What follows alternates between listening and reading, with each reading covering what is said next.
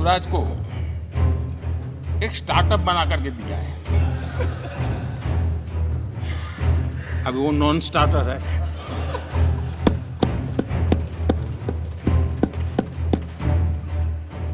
न तो वो लिफ्ट हो रहा है न वो लॉन्च हो रहा है। आदरणीय सभापति जी, इनका हाथ जहां भी लगता है ना, उसका डूबना तय हो जाता है। और उससे यही दशा करके उन्होंने छोड़ी थी। हम मेहनत करके इतनी बाहर लाए, इतनी प्रतिष्ठा बढ़ी है। आपको खुशी होनी चाहिए। भ्रम मत फैलाइए, बाजार में हवा ऐसी न फैलाइए कि देश के सामान्य निवेशक के मन को उलझन में आ जाए। ऐसा काम आप नहीं कर सकते। आदरणीय सभापति जी, इन लोगों की मर्यादा इतनी है। अब इन्होंने अपने युवराज को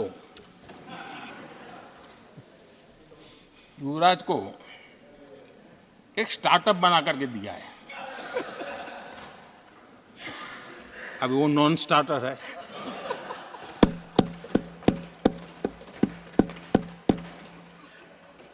न तो वो लिफ्ट हो रहा है न वो लॉन्च हो रहा है।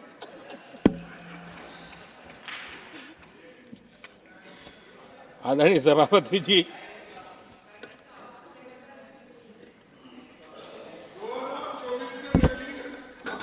आप पिछली बार भी इतनी शांति से रहे हो तो कितना मजा आता।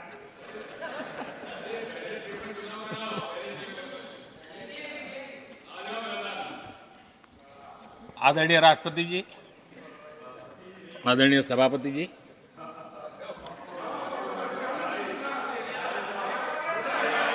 बधाई हो, बधाई हो, बधाई हो, सबको बधाई हो। आदरणीय सभापति जी,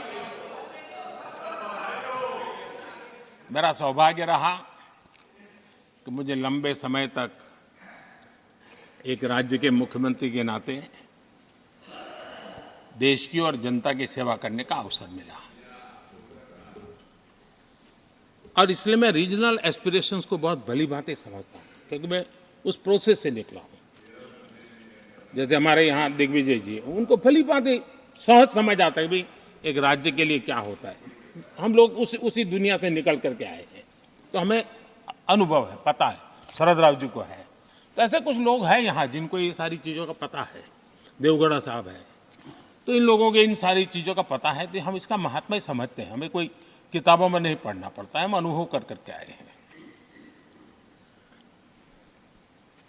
और ये भी सच्चाई है साहब, 10 साल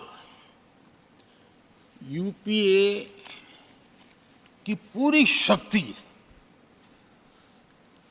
गुजरात को क्या कुछ न करने में लगी हुई थी, आप कल्पना नहीं कर सकते। लेकिन मैं आंसू नहीं बहाता, मैं रोने की मेरी आदत नहीं है जी। लेकिन तब भी उतने संकटों के बावजूद भी, उतने जुल्म के बाद भी, हर प्रकार की मुसीबतों को झेलते हुए भी, मेरी तो मुसीबत ऐसी थी कि यहाँ किसी मिनिस्टर से मुझे अपॉइंटमेंट नहीं मिलती थी। वो कहते थे भाई आप जानते हो मेरी तो दोस्ती है, मैं फ़ोन पे बात कर लूँगा, लेकिन कहीं फोटो वोटो निकल गए, ये डर रहता था। यहाँ मंत्रियों का डर ऐसा था। अब खैर उनकी मुसीबतें मैं समझ सकता हूँ। मेरे यहाँ एक बार बहुत प्राकृतिक आपदा आई।